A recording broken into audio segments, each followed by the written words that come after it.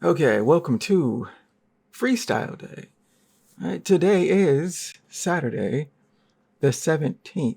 Can you believe it's 17th already? And today is freestyle, as I said. You may draw with me. You can draw whatever you wish, right? We're just going to put in about an hour, about an hour of just coasting on ideas and just drawing because we feel like it. And this is what we do every day. We're just drawing, having fun. So have fun. Draw whatever you like. For me, the topic or the prompt is cyberpunk. Cyberpunk, which is a very broad topic, but I like cyberpunk stories, ideas. And tomorrow will be the same, Sunday, the 18th, will also be cyberpunk. We'll probably be cleaning up some things, but we'll see how it goes today. I can't really call it. So let's get to it. Let's get to it. So to start, I've been wanting to do a cyberpunk project for quite some time. And when I start, I usually come up with characters. So the story is approximately about Pandemonium. Pandemonium is the city of futuristic LA, where there has a great earthquake has caused a rift. There is like a 3 mile wide, 9 mile deep chasm that has just been ripped open, and it cuts off LA proper from all the suburbs. So we have the higher people in the city, and we have everybody else in the surrounding suburbs, right? So the city is like a beacon of shining glass and metal, and it's highly it's owned by corporations, more or less. And the suburbs, the outside, every place outside of is pretty much chaos, and that's where the name pandemonium comes from. It is just a lawless, and there's police, yes, trying to keep a handle on the situation, but there's just way too many people. So our lead character is Dog. Right? He has no name, no name. It's just Dog. And he is a runner. He is a runner for one of the seven, what would you call it? Sort of gang lords. And he works for one of the gang lords, and he's a runner. So he takes whatever his boss has for him, and he runs it to someone else. And that's like the network. There's a network of runners, and he's a runner. Why did I name him Dog? I'm not sure. I think I like the DOG and GOD is just flipped. I don't know. It's just my mind works in weird ways. Next up, we have the waif that I just call Love, and she is a mysterious girl. Right? He found her just lying in the gutter, and he couldn't just leave her there, so he brought her home and cleaned her up. And she's like the younger sister, and of course, she has a past that we won't get into. We have the detective Mendoza, who is she she comes from a military family, and her father was like a revolutionary uh, down South America, right? But he had been doing covert operations and whatnot, and he taught his daughter to the lifestyle of revolution, self sustaining military. But she became a detective, and she's in the city, and she wants to get. Well, she was on the proper side, the city side at first, but her teammates got either killed or captured on the other side. So she had to, what any leader would do. She goes to the bad Rift side, to try to get her teammates, and she also lost. So Mendoza was on the good side, the tower side, the high life side, goes to the lower side and is looking for her teammates, whether they're dead or alive. And she also lost a mech, right? And mechs are very rare, but she is one who can pilot a mech. So she has to get her mech and find her two squad mates to see if they're alive or dead. So she's impersonating a detective. But since she's from the high side, she has pretty much run of the low side, but she's at the police department on the low side, trying to figure out what happened to. We have Keroboros, and he is a cyborg, first generation. And this is like when they first started putting human minds in robotic bodies. And he had 3 brothers. The Keroboros is the 3-headed dog of hell. And his 2 brothers are dead because they died in the war, and he's the only one left. And technology has advanced beyond him. So he is considered old school, a relic. And so he gets teased because there's newer tech, newer, fancier tech, shinier tech, and how, they put people into robot, or you can have but he has an old school human brain inside this hulking robotic shell. So he is Keroberos the cyborg, and he's a mercenary. Whoever pays the most, he will do jobs for. But the war that caused a lot of they needed robot soldiers was the robot war. So the robots pretty much had an uprising, and there's one called Rex, who was they call him the king of the robots, but he pretty much shattered the moon, because that's where a factory was that was just printing robots to make things easier, because they were making a space station so they can go on to further space colonization. But he took that over, and he was printing robots for the war, so they actually had to drop a nuke on the moon and shattered it. And he was one of the first frontline robots in that war.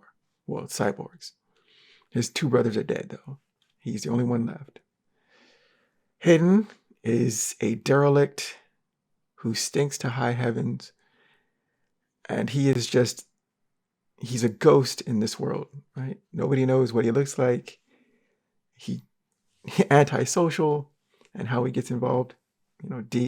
Dog finds him in the garbage can, and he's a hard kid, but he likes people.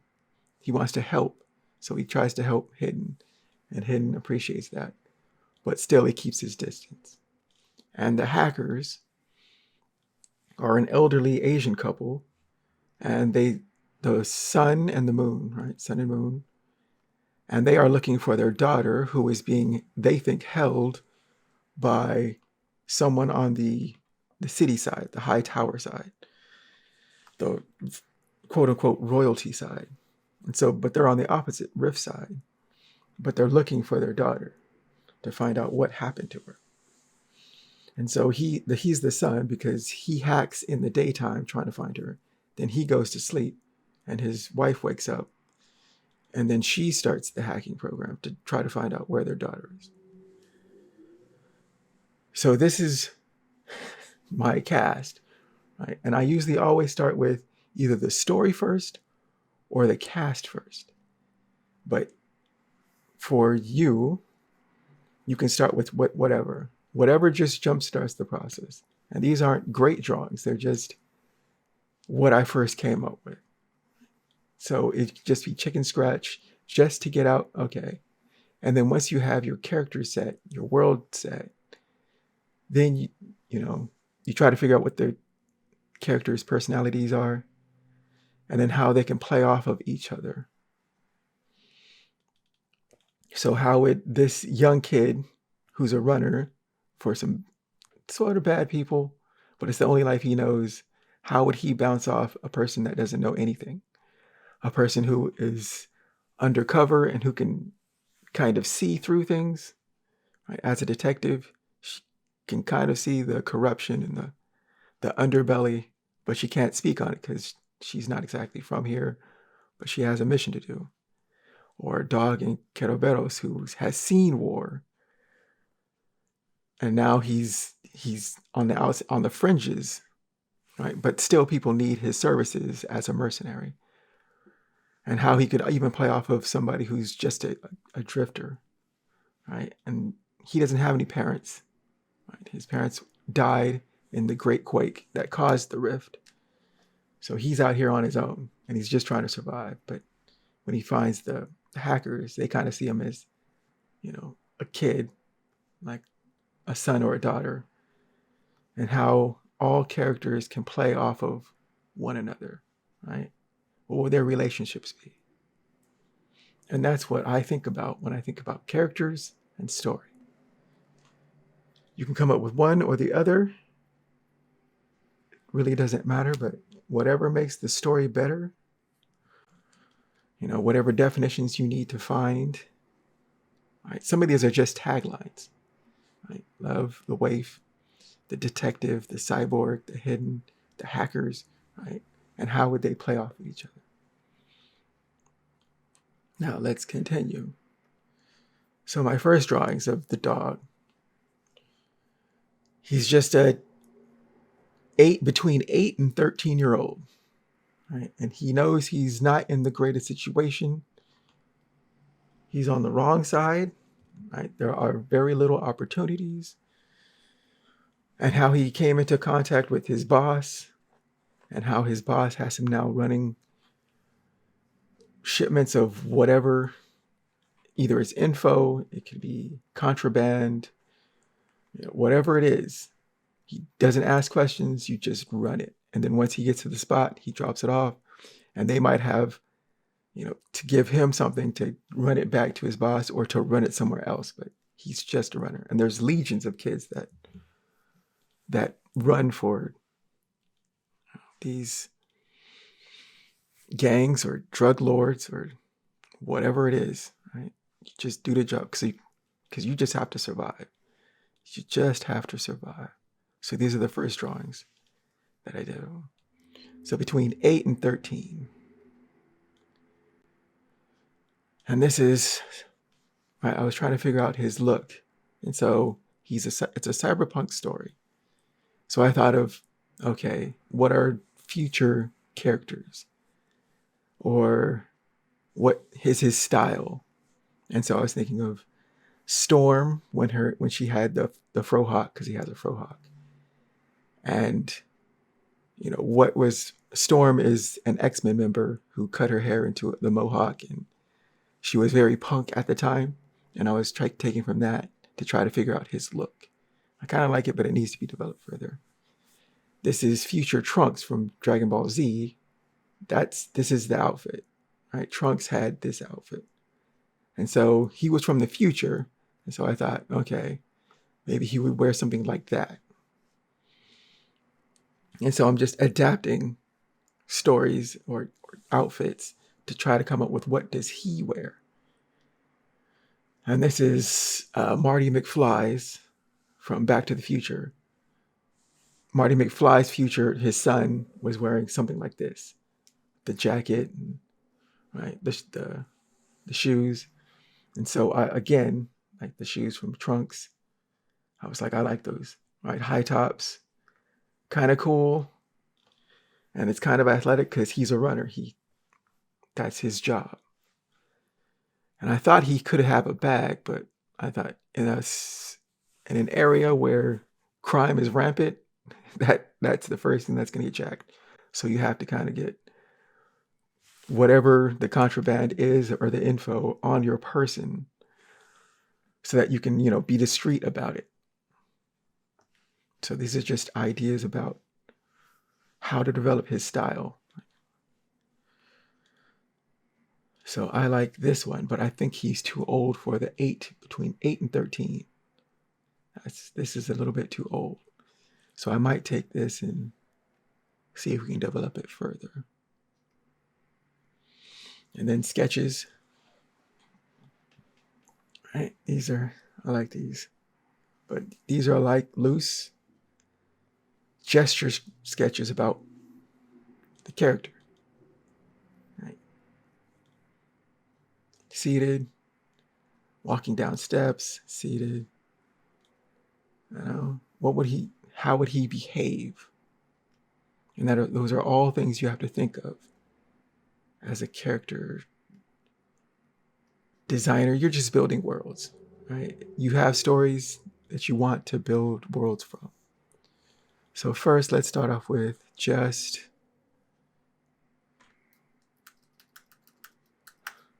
so as a runner, you could of course do him in the running pose.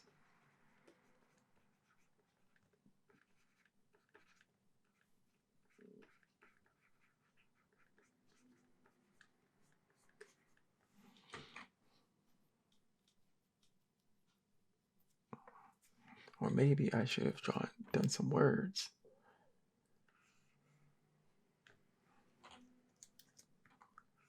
So we can all be on the same page. Select B. So dog. Runner. He's young. U in J. He has to be street smart, right? So he's smart. Oh, R-T. Wow, that is the worst.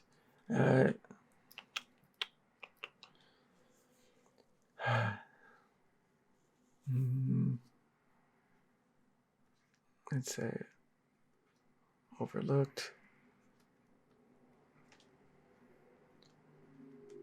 Survivor.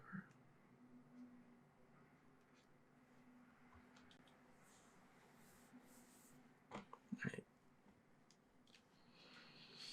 It's a cold world out here in Pandemonium.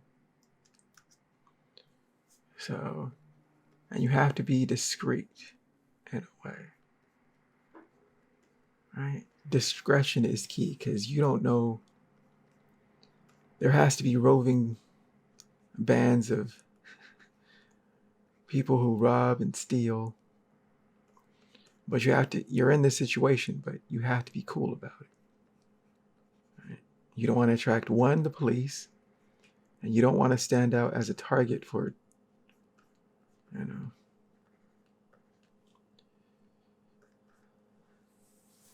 So maybe he's leaning and he has to check his phone.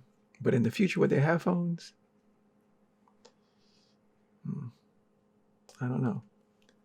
I think maybe they'd have some kind of an ear device that you would just touch your hand to your ear. So maybe some kind of cellular thing that comes out of the ear. And then you press your fingers. You can either touch it or swipe it or. Right.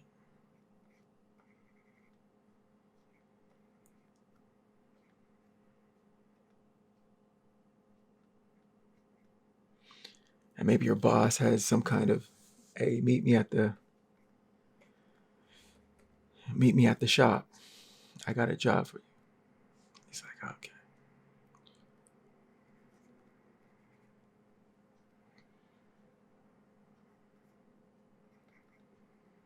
But you got to get your ideas out. And then you can evaluate them and then see if one idea leads to another idea and whatnot.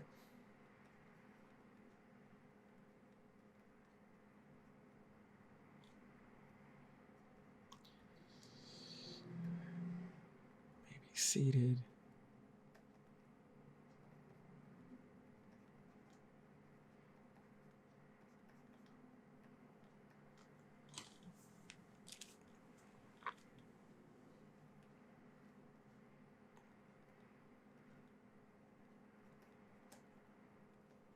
And I guess maybe he's a runner because he he has to run. If you meet somebody that tries to hold you up,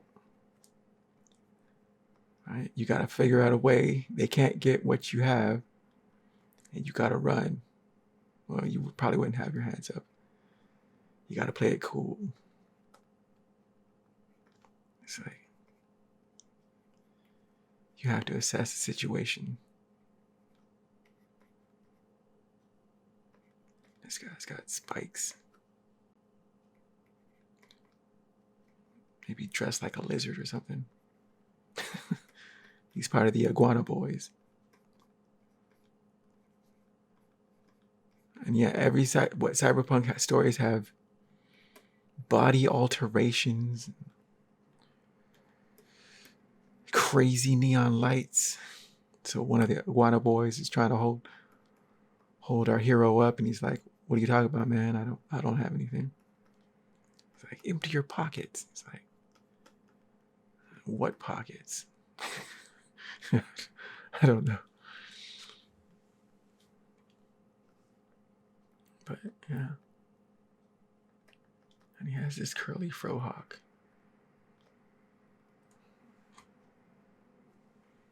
I don't know why I like this hairstyle on him. But once I had it, I was like, yeah, I like that. The Iguana Boys. But if the police come, oof, that's going to be bad. Because, a robbery, you can kind of, hopefully if you're alive, you can move on. But the police, they might take you in.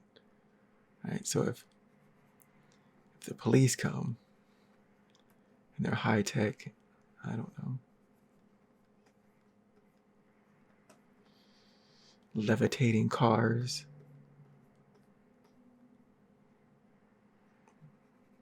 They're like, hold it, young man. What are you doing? It's like, crap. Put your hands up. It's like,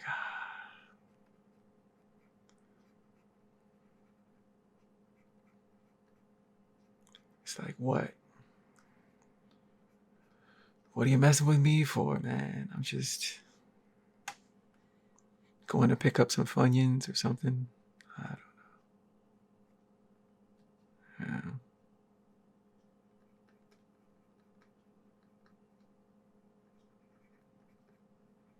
In cyberpunk are usually the dichotomy between the haves and the have-nots, trying to survive in a world that is pretty unforgiving.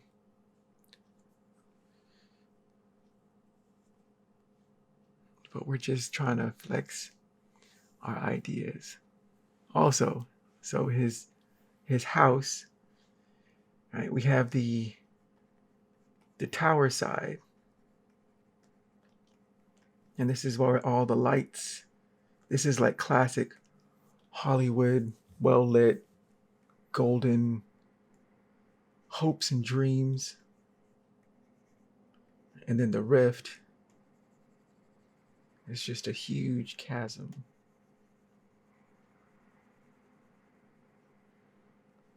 That separates the good, allegedly good side from the bad side.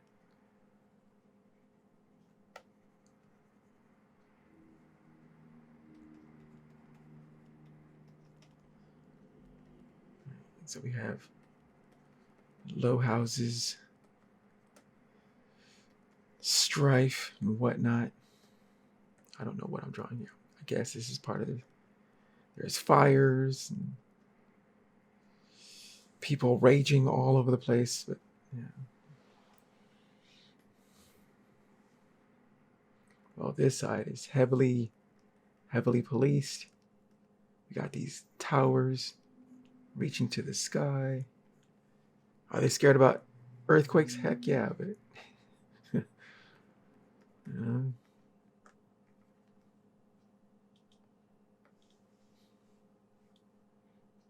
what else? And I think I still need to know what to call these. Let's call them the execs, right? The executives on the good side I thought, what if they are like the princes and kings, but they're dressed like businessmen, but their offices are ostentatious.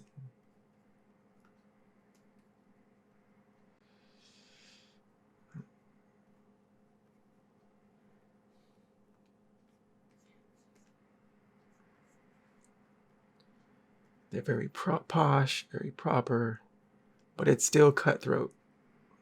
On this side, it's pretty much worse than the other side, because they all want gain.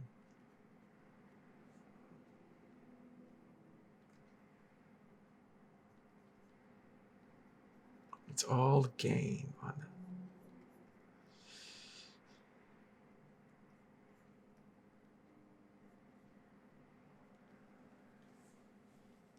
And maybe their offices, like the bigwigs, theirs look like throne rooms, and there's lots of gold and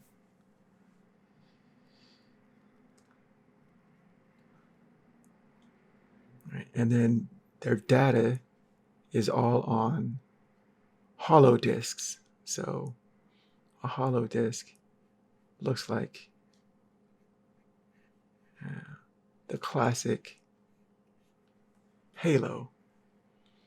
And from a hollow disk, it can give you information. Like, so you say you have an ear or a brain implant, which a lot do, and you put this Halo thing over your head.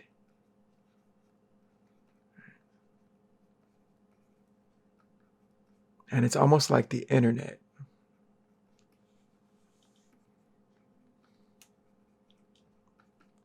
Where it has so much information. We're talking like petabytes of info. And so at work, you would have like a hollow stand.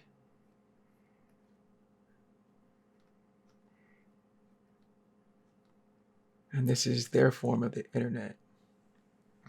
And once you go into cyberspace, that's when you have it on, and it looks like, because I was thinking about how Jesus and saints or whatnot have halos behind them.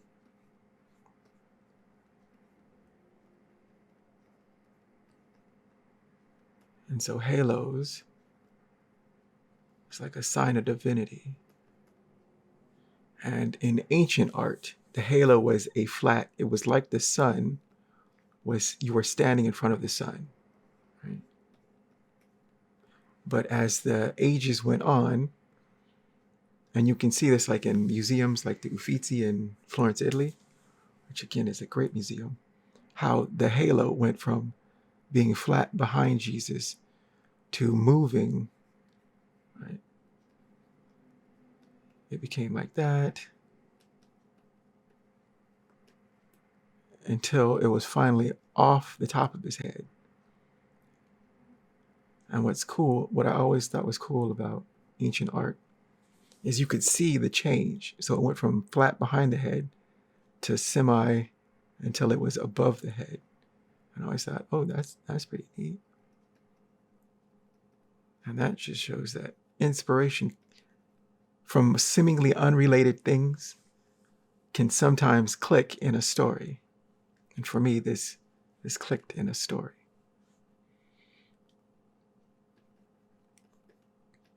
So and this can do everything. This is the internet. This could be your phone. So you're just talking to yourself and the information goes here, and you can be in cyberspace by this. So hollow disks.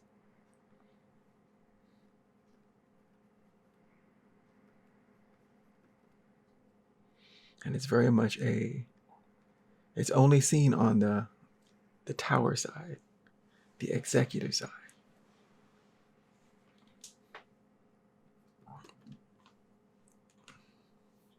else? Anything else about this world? It's LA, but in this future LA pandemonium, there's more earthquakes than normal, and earthquakes are the only things that bring people together, because they all remember the Great Quake, when the rift was caused and millions of people died. And so it is standard practice that you could be in a fist fight, right?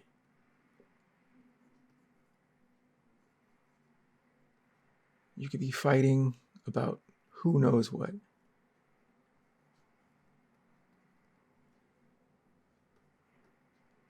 But if an earthquake happens, everybody would stop.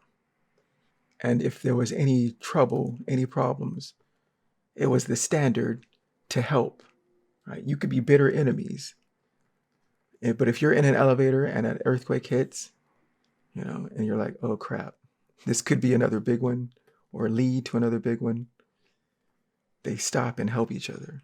And that is the only time where there is an informal but just widely known societal truth.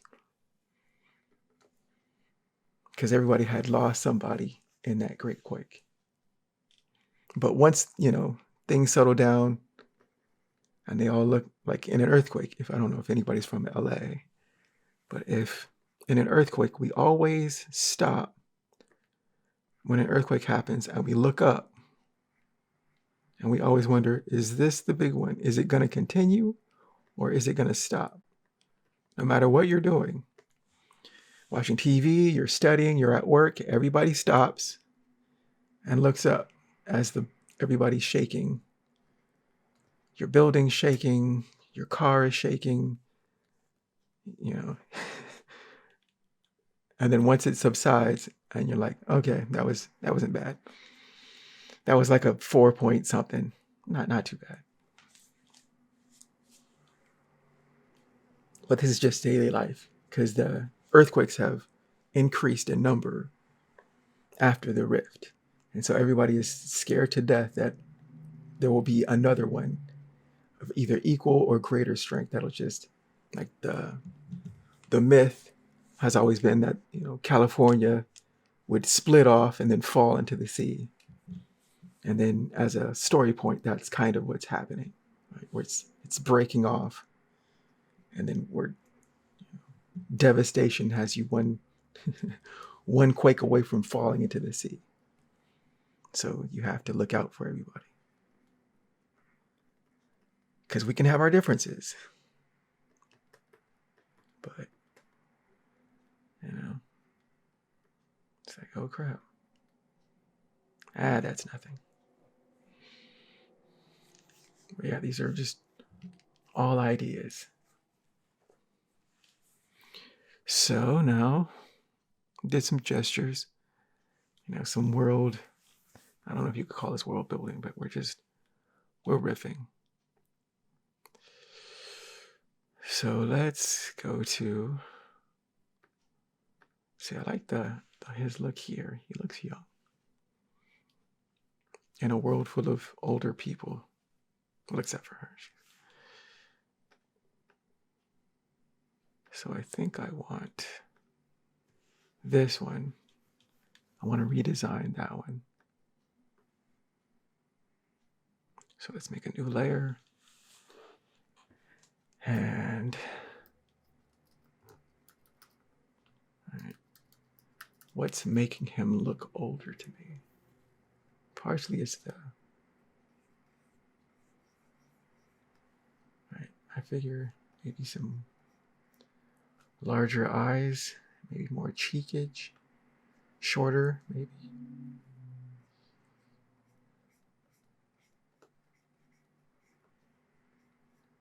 So I'm starting with the basic shaped forms.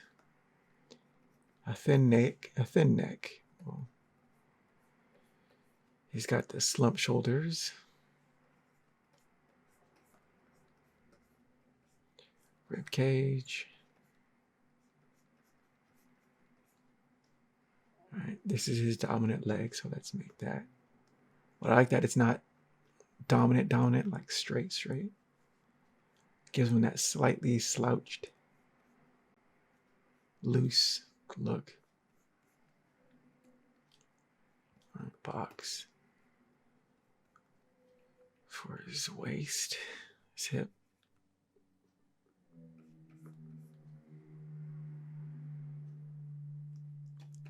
So you got this.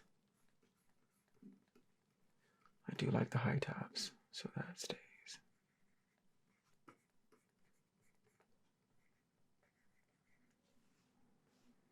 All right. That's slightly slouched. Hands in his pockets, like yeah.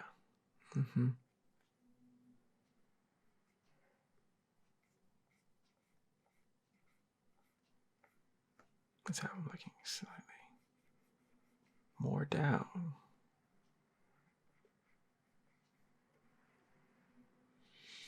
So we got the side plane. Let's give him, because so much of his skull is shown, because his head is shaved. With that hairline, eye line, nose line, mouth line. He's got the hair.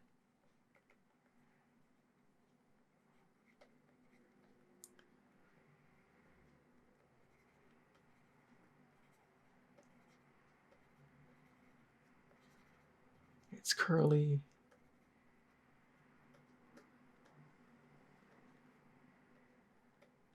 He's kind of unkempt.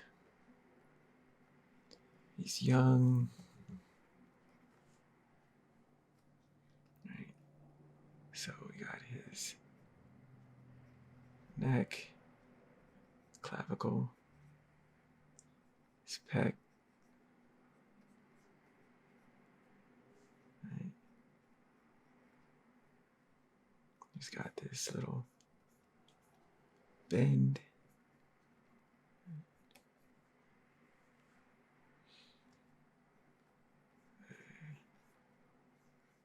Shoulder joints, elbow joints,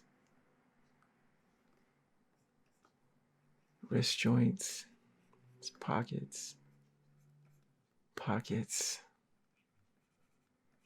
And I figure he has to have hidden pockets on him. And that's where he hides stuff, just in case he gets searched or somebody tries to hold him up. He has to have places that he pulls out maybe something, but it's not the thing. This isn't what he's running. He's just...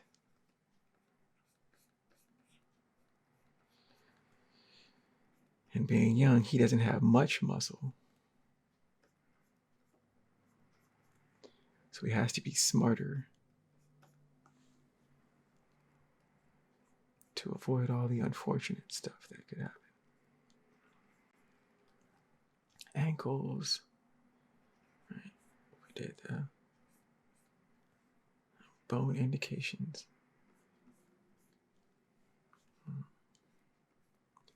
Calf muscle. Gastrocnemius or something.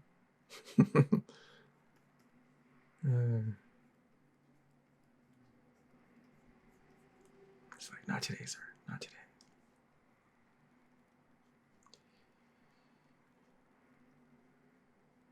You got to be ready to run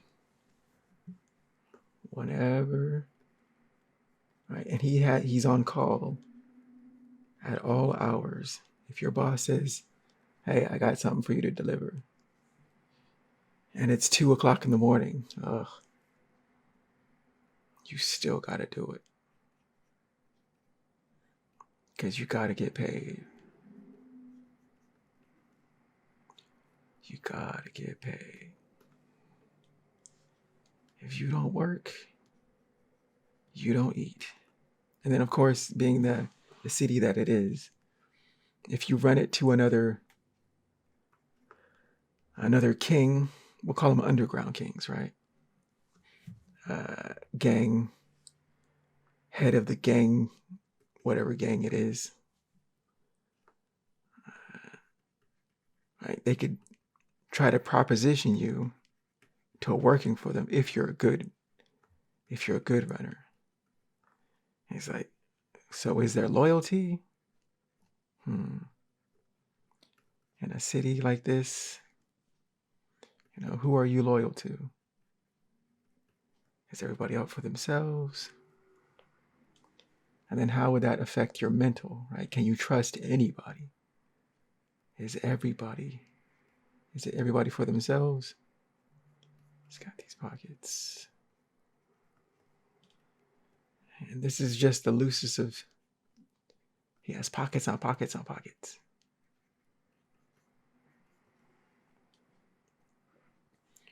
All right. And I'm just floating. There's no real rhyme or reason.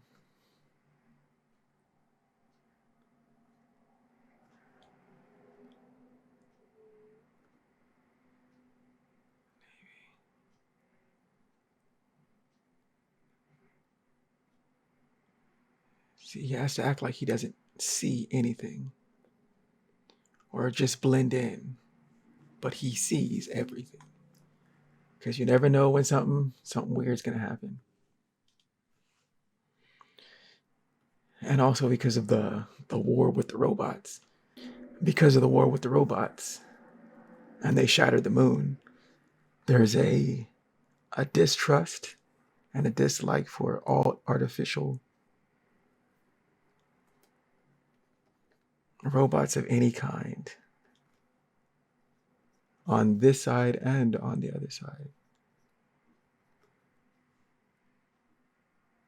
I don't know where I'm going.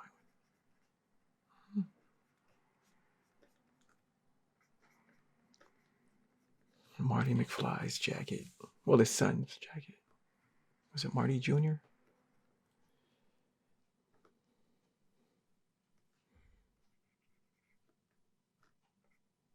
He's got that bit of a collar. Sloping it too. Got to keep a low profile. And on the back of his jacket, Cyberpunk, you have to have some kind of logo, like say for Akira, Kaneda, right? He had the jacket with the pill on the back. What was the significance? I don't really know, but it was kind of cool. For Cyberpunk 2077, there was a cool image on the back. So for mine, I think it would be something like good and bad, right? You got bat wings, and then you have angel wings. So it's like a halo, a broken halo with maybe a one horn, and that would be on the back of his jacket. Of course, neon, maybe red, and then blue, and what? Maybe a goldish, silverish. I don't know. But yeah, you have to have, because part of Cyberpunk is, I think, cool, more aesthetics than function.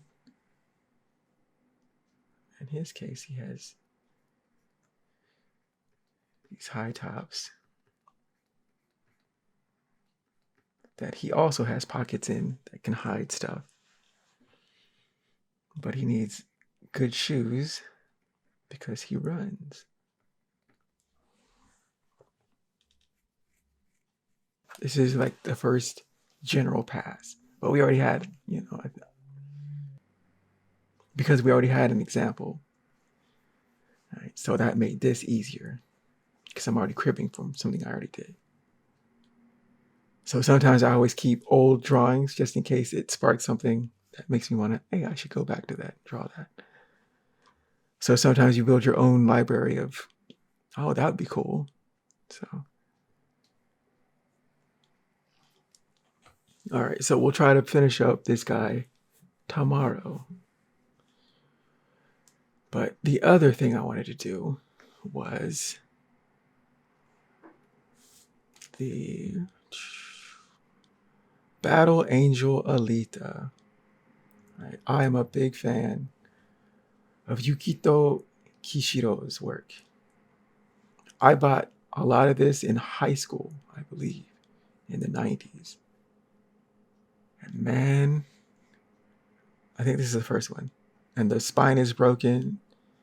But yeah, I have, and this isn't even the whole set. Right? This is my Battle Angel Alita graphic novel covers. Yeah, I love this series. And so Battle Angel Alita, which is called Gunnm, and I was right from last time, right? Gunnm in Japan. And these are, right, he stopped, Yukito Kishiro, he stopped for a while. Right? There was an end to the story. And then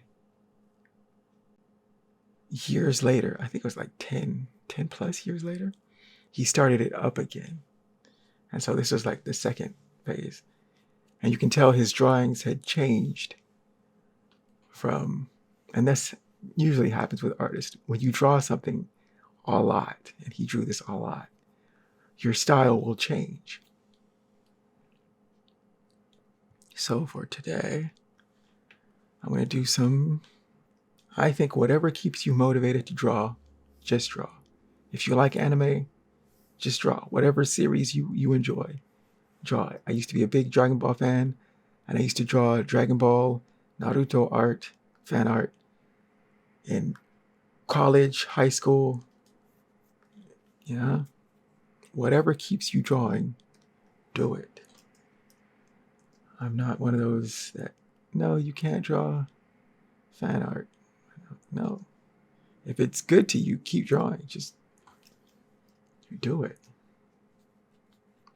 Okay, so Gunnm, or Battle Angel Alita, BAA. She's a cyborg that was found in the dumpster by a doctor scientist guy, and he finds her, in the dump, and he's from, again, a high city that floats over the low city, and he came down to the low city, and he found her, well, part of her. I think it was like this part, the torso, maybe a part of a limb and a head, and he brought her home, attached her to a body, her first body, and she thinks of him as her dad.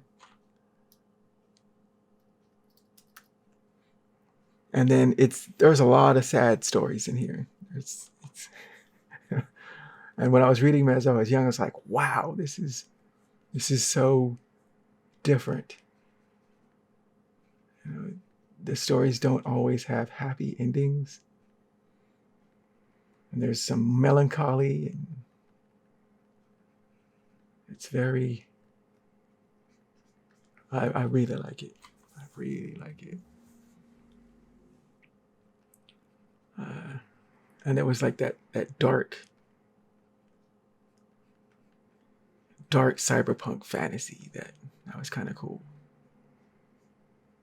that you didn't often see, especially in the West. So now I'm just drawing whatever. And so maybe you're like, okay, so she's a cyborg. So her brain is, soft, squishy, attached to a robot body. And so eventually she loses the first body that the doctor gave her. And so he attaches her to a military grade body.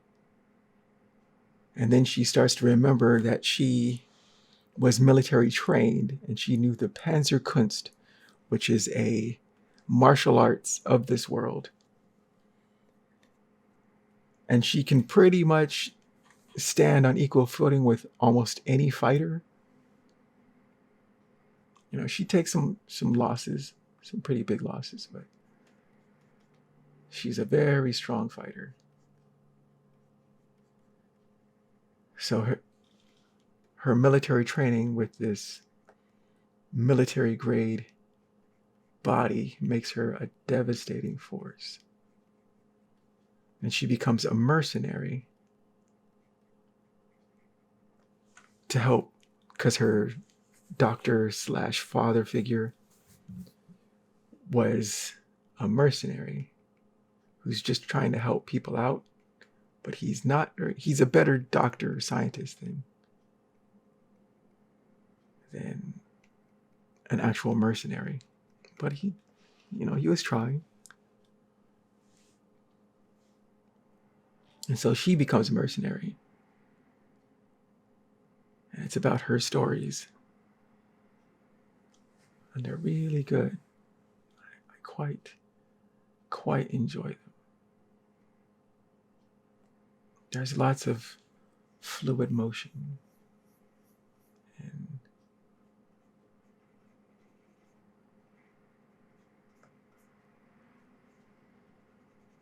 because I think Panzerkunst was a martial arts style invented on the moon or for the spacefaring people, where she was from space. And they developed the fighting technique, which is a lot of rotation, because they fought in zero gravity. And you would spin your body and then strike the opponent. And so it's a lot of deflection, open palm, strikes, smashing your insides a lot.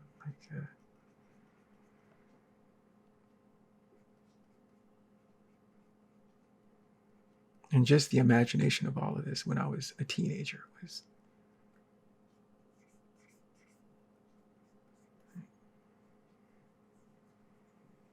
so there's a lot of times when she's doing these acrobatic cartwheely kick thingies, smashing other robots or cyborgs or whatever comes against her.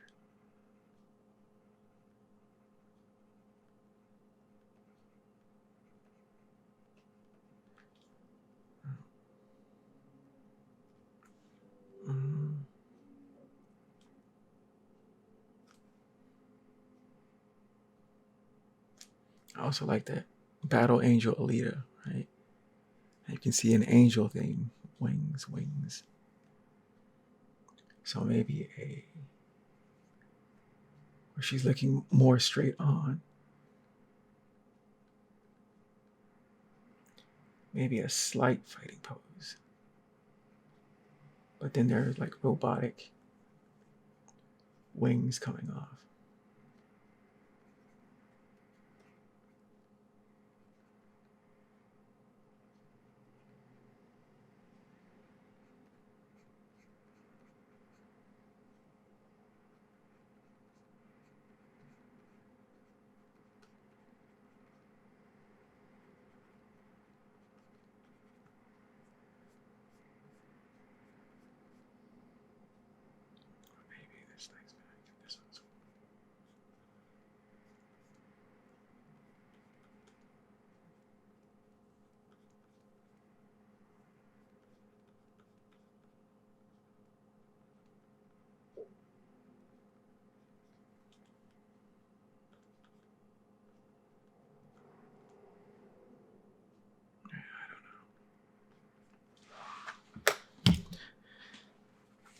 But this is why we do this, to figure out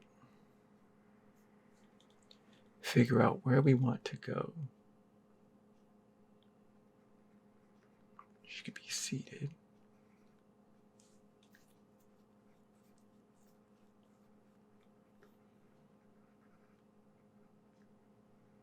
But in this story, when she was found in the junk pile and she's recovered by the doctor makes the first body and she has amnesia. And so she has a childlike spirit.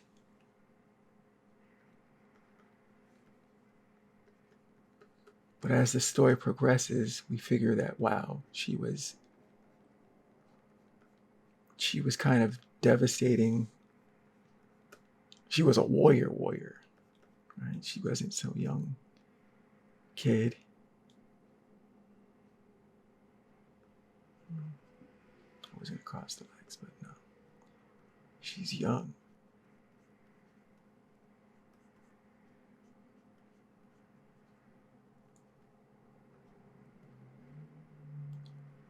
She's seated on.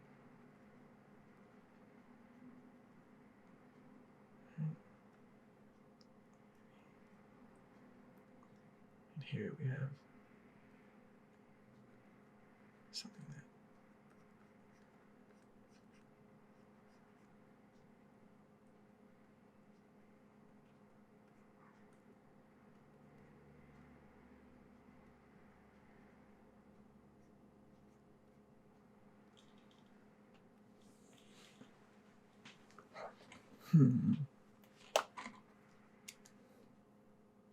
I don't know. That's why we do this, to work it out. Work it out. Work it out.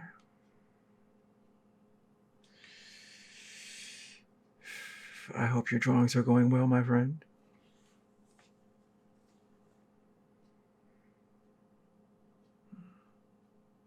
What am I going to do here? She's got her fists up.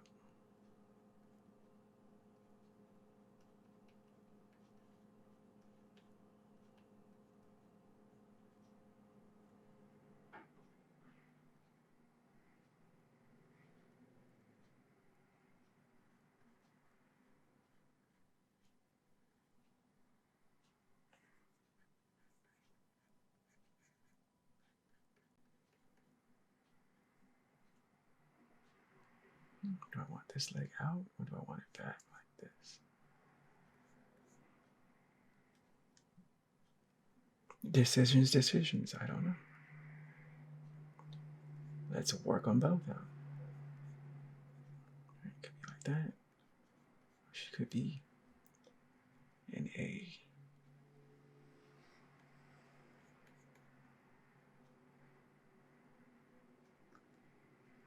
This one is.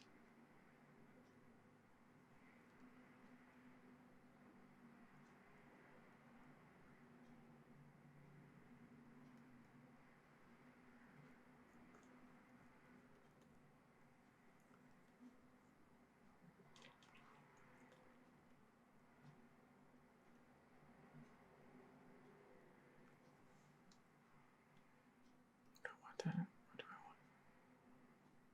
want? This is getting.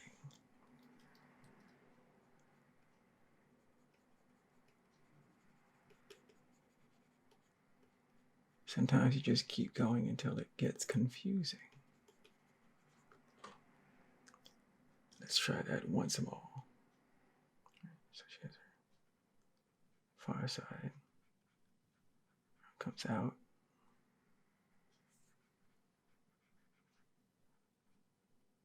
And then she has her fist. This fist out.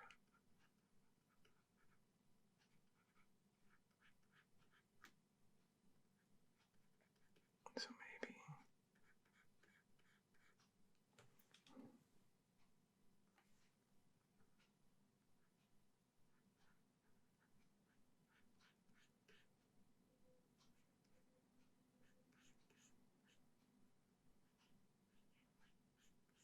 And sometimes it feels too curvy. There are too many curves. Sometimes I like to have like a straight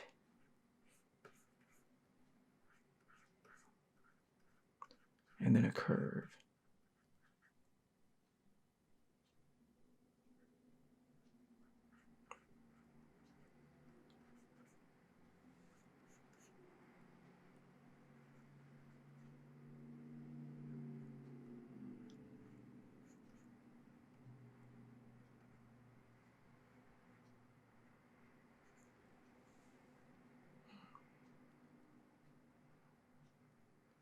So this is her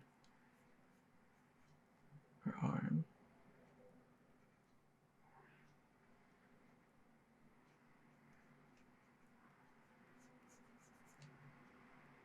Maybe she's. I try to break up straight, curve.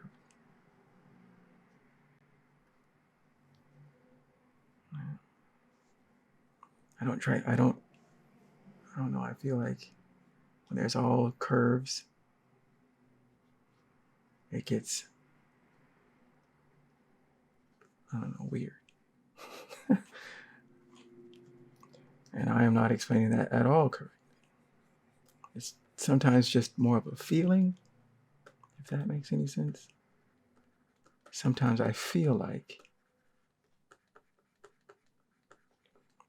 too many straights and too many curves will make an image weaker instead of better.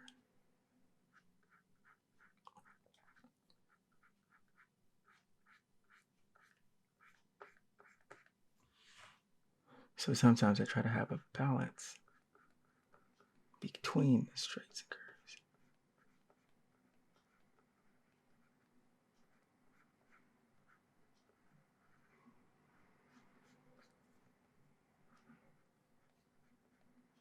Right, and this pose is nonsensical, but just sometimes you feel like, let's just follow this work, see where it goes. Nope. And sometimes again, yeah, you just got a nope out of a nope out of a gesture because it's just not working.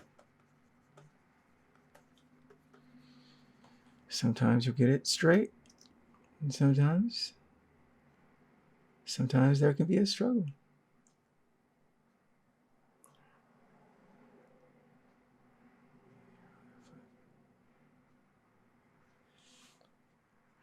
This is the leg that is seen. This is the leg that is unseen.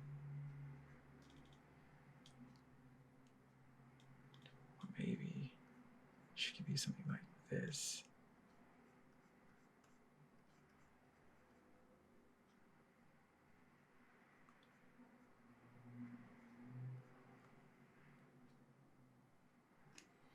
And so you can see this back leg.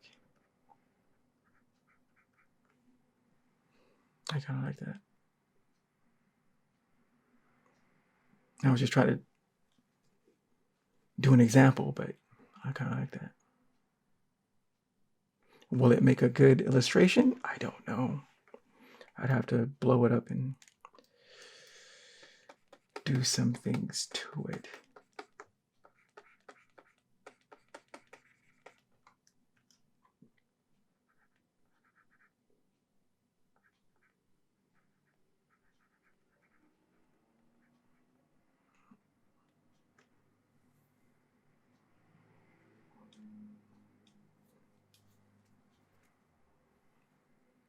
I don't know. Okay, so let's try.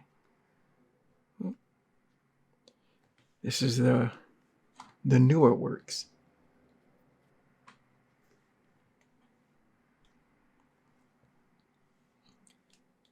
And this is in Japanese, and my Japanese is terrible. So I think I had the first two in English. So I read those just to get an idea, and then the rest I just go off of picture looking and intuitions. I think this is what's going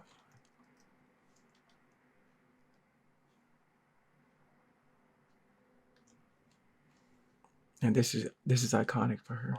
The blade. I forget what it's made of, but it's like Damascus? I can't remember. But it's one of the strongest steel blades ever. And I thought she was given it when she was doing roller derby. There's a really good roller derby comic. I can't remember quite what that one was. Is it Angel of Victory? Where she's doing roller derby. And it's the dangerous type of roller derby where people get their brains smashed and the limbs lost and all that. I was like, this is, I don't know how you came up with this, sir, but yeah, that was intense and amazing. But yeah, she was given it by another contestant, I think. And she had, I think it was just one. And she was using it to great effect. So anyways, let's do some gestures on this. This is a good pose. Look at that. All right, you have the fist forward in front of her face, sort of, but you can still see her eyes and hair. There's dynamics. Body, leg. Sometimes I try to break down what makes a cool image. This one's kind of cool.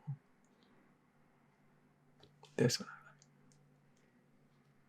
This one not so much. This one's kind of cool. This one's very dynamic. Look at that. He's got that circular whoosh, whoosh, whoosh. Mid-action. But let's stop talking about it. So, if we were going to include her blade, right? She'd have her arm. I thought it was always her left arm. But again, I can't quite remember.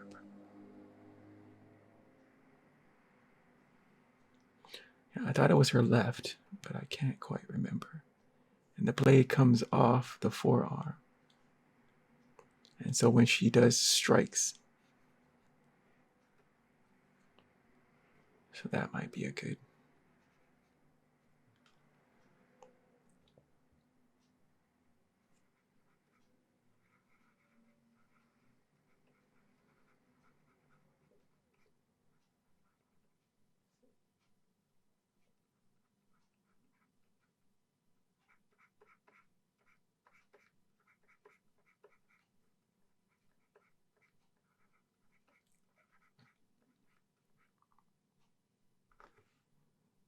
Nope, not liking it.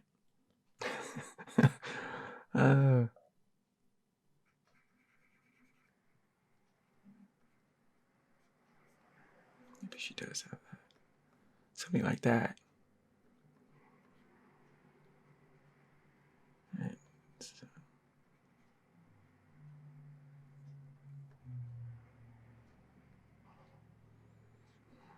She's poised to pounce.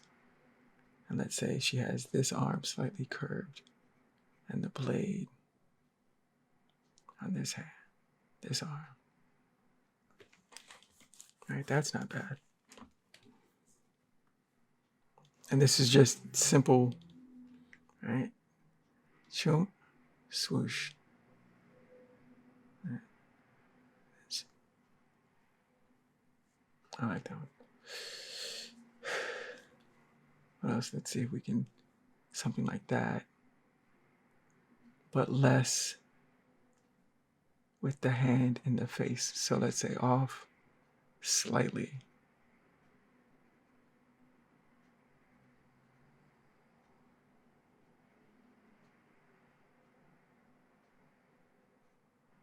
And her body is cocked. Right. She's got her chest out, hips back.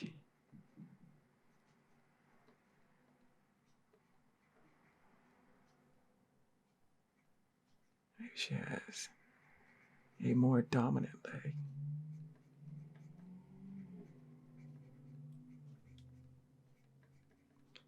And then this leg is cocked.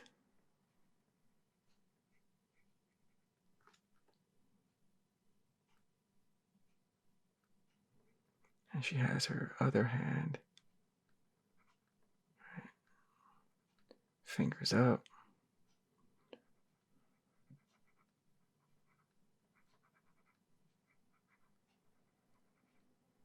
And blade coming off. I think I kind of like that one. And sometimes some of the most frustrating parts is when you make a small, tiny gesture and then you blow it up and then you draw on top of that and it doesn't work. Those times are so frustrating. But also, there's a tendency, right, to when you're small, you're going just for the basic action. But when you blow it up and draw on top, you get into the details, and sometimes it'll stiffen it. So it'll go from loose and playful, and that energy gets lost, and it stiffens into this an image that's right? It's just mediocre when the gesture had all this energy and punch to it.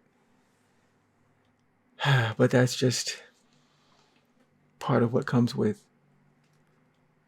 this. It's sometimes I'll do bad drawings that'll turn out good, and then I'll do what I think are good drawings that in the end will turn out bad.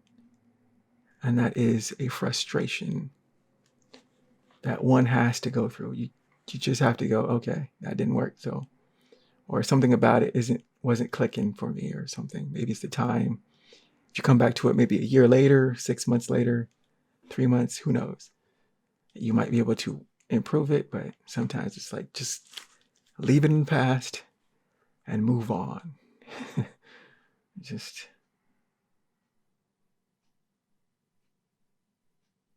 I just noticed that this one and this one are similar. Like, not exactly. It's more. I was thinking as more of a Spider-Man, but how about one where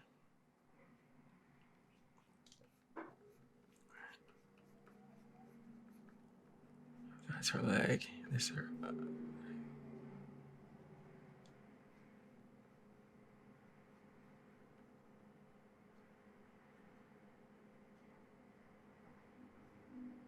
She has a slightly bent.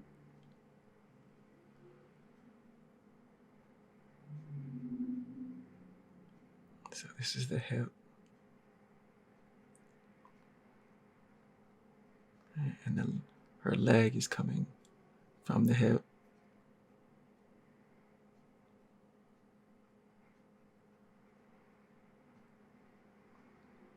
And her head.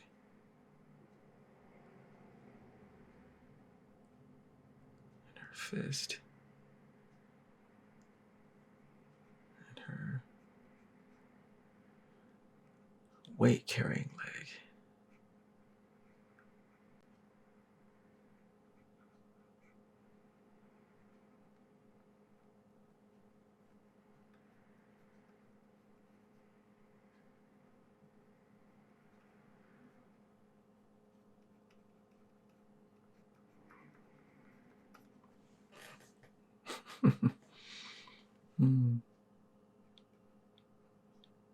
And I could do this all day. Right? I could do pages. Especially if I had the comic in front of me, I'd just be doodling.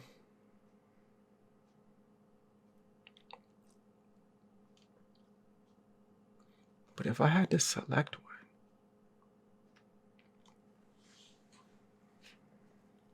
right? At some point you have to make a decision. At some point you have to make a decision about where to go. Right? I could do this all day, but if you're making an illustration, you have to select one to do. This one I like.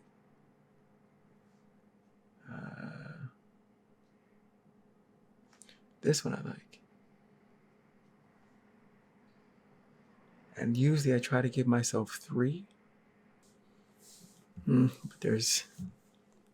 I like this one too, but do I like this more than this?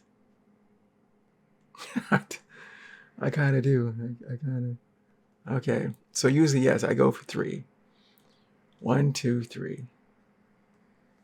And then we'll work this up tomorrow, I think. Or maybe we'll do it right now. I don't know. Okay, so what layer are you on? You're on this layer? Okay.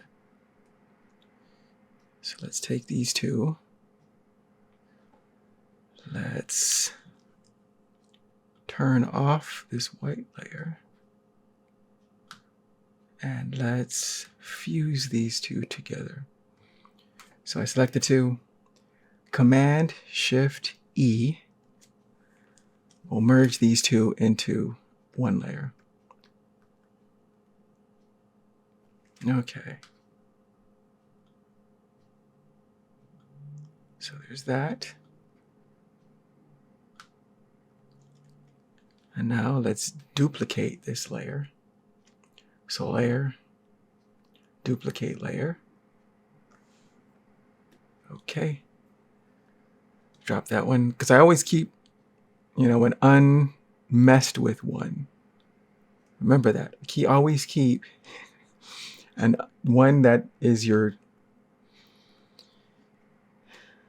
I sometimes call it my OG drawing, just in case I mess this up. So on this new layer, lasso tool with the L, transform, and then blow it up. And this is just by grabbing this handle and blowing it up. Now, if you hold Shift and move it, right, you can adjust it like that. But I don't want that. Okay.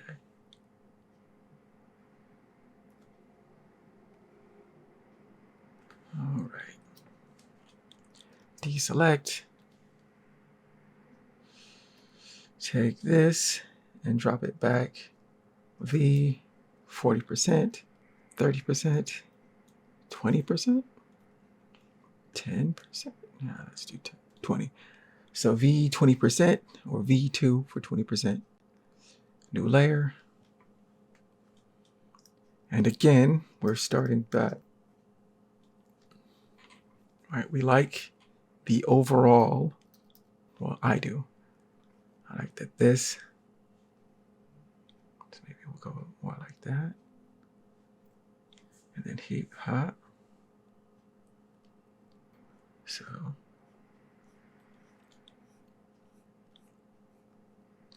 here is the egg shape for her rib cage.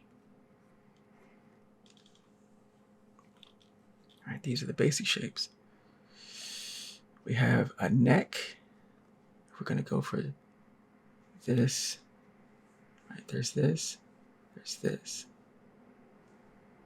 Let's follow that. So we're shoulder joint, shoulder joint. On this side of the body. Her spine be about here. Her hips, make that box tray. Make that box. Okay.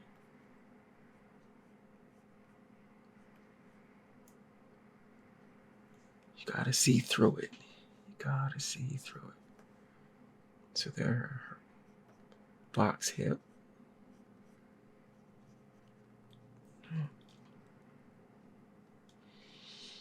And so we got a knee here. Right, but is that correct? This is her leg. Let's say this is over here. Her knee joint. Right, breaking this down into simple shapes. Her elbow.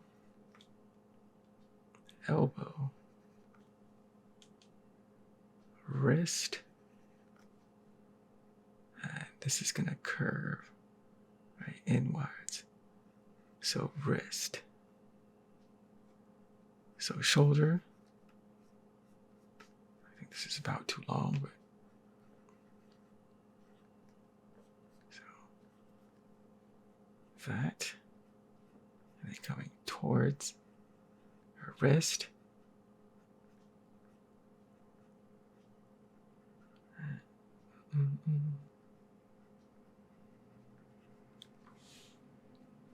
Your deltoid.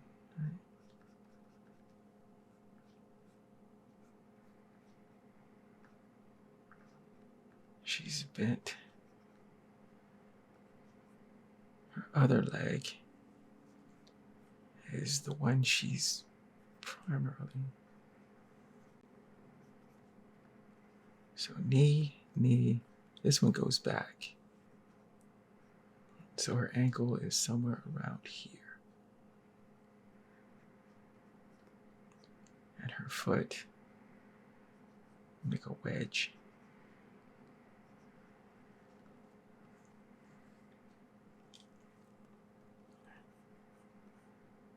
Her knee.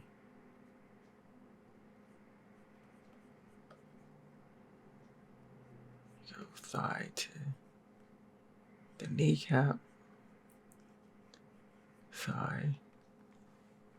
Kneecap. And then we have her other leg and her ankle somewhere around here.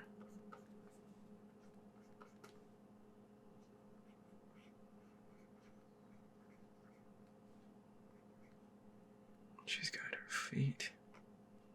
A lot of people draw feet differently, but there's usually three parts. There's the heel, there's this middle part, right? And it's usually curved, but also it's a flat plane, and the feet coming into the toes.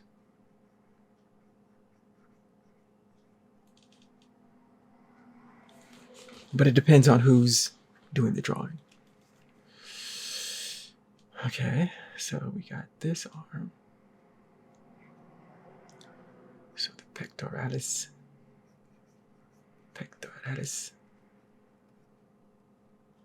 clavicle,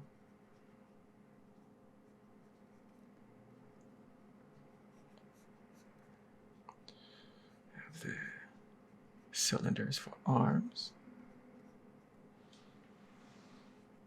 and cylinders for the forearm. And then her hand is a modified flat box.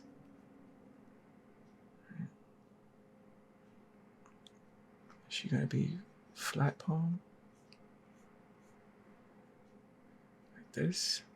Okay, this is the thumb. Right. And this is, palm, and this is fist.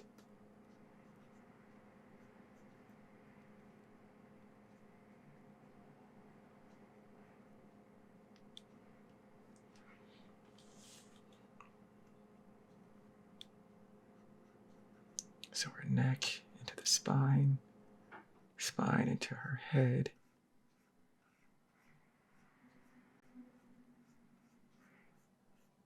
I'm not exactly sure what is she going to be looking like. Have a side plane?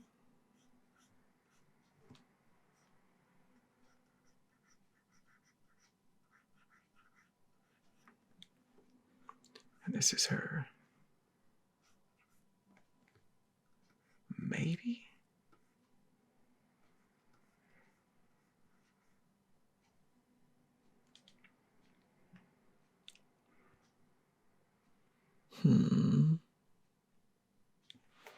I think I want a little bit more lasso tool. Bisect her. Transform. Now we can move this down. All right, just to give a little bit more space between her rib cage and her hips. Deselect. Back to the brush tool.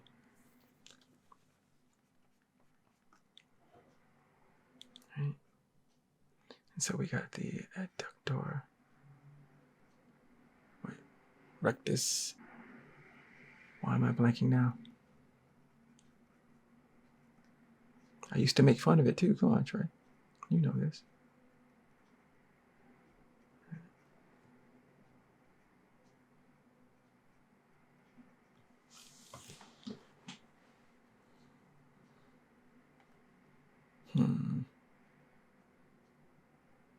So we got this clavicle.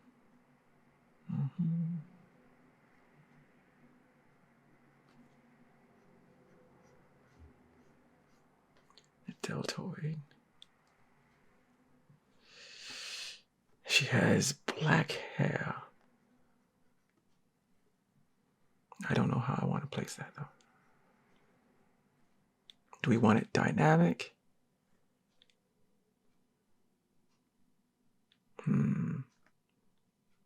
We'll give it some thought.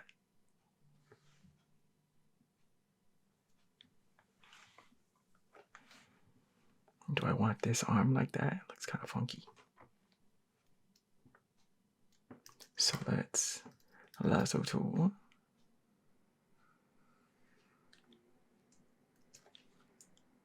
Shift that. Maybe this.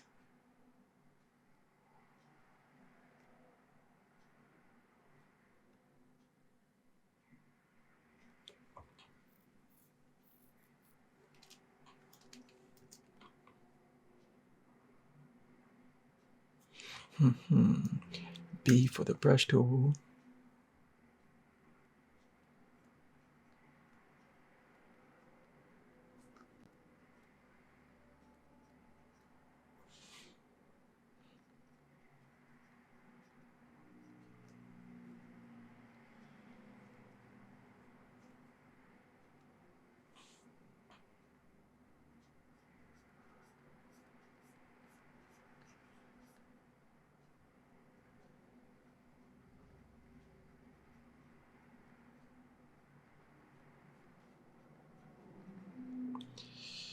Just drawing. Having fun on a Saturday. I really need to stop because I gotta get this uploaded. But sometimes you're having so much fun, you just can't stop. And that's the best feeling. It's like once you're in the zone, and nothing can stop you. It's like I'm just drawing for me. Drawing what I like to draw. Which at the moment is some battle angel Alita.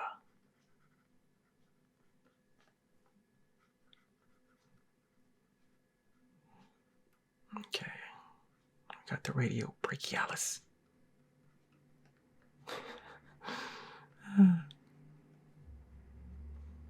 I'm so glad I'm learning. More or less. I forget all the time, but you know, after years of learning them and forgetting them and learning them and forgetting them and learning them and forgetting them, it kind of feels like I'm making some sort of progress. So I want to thank you for that, dear viewer. Because sometimes you need a reason to do the thing you're supposed to do. Sometimes you need a reason. Isn't that sad? That in life sometimes you have to force yourself to do that thing you're supposed to be doing in the first place.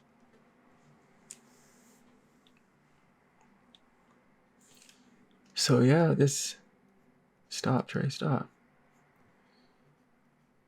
This is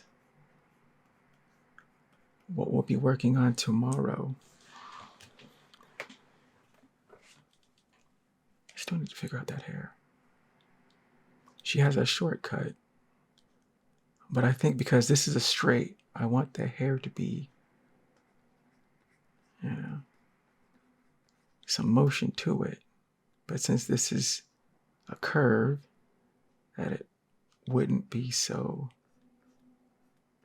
Right? To again play straights and curves. But I don't know. I don't know.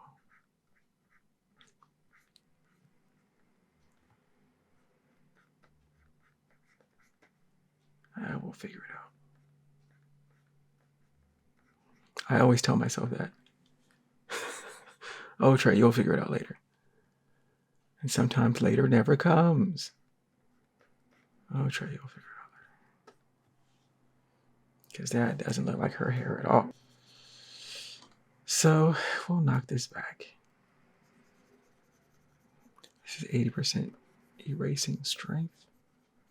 Because I want to keep some of it just as an indication that I was here. And then I'll figure it out tomorrow.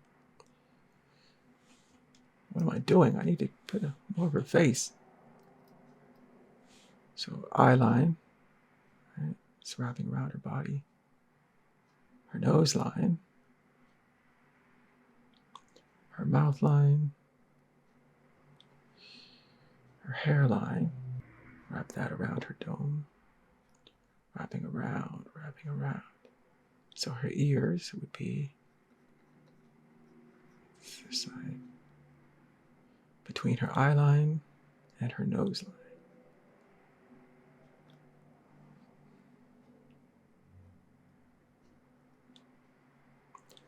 Something like that.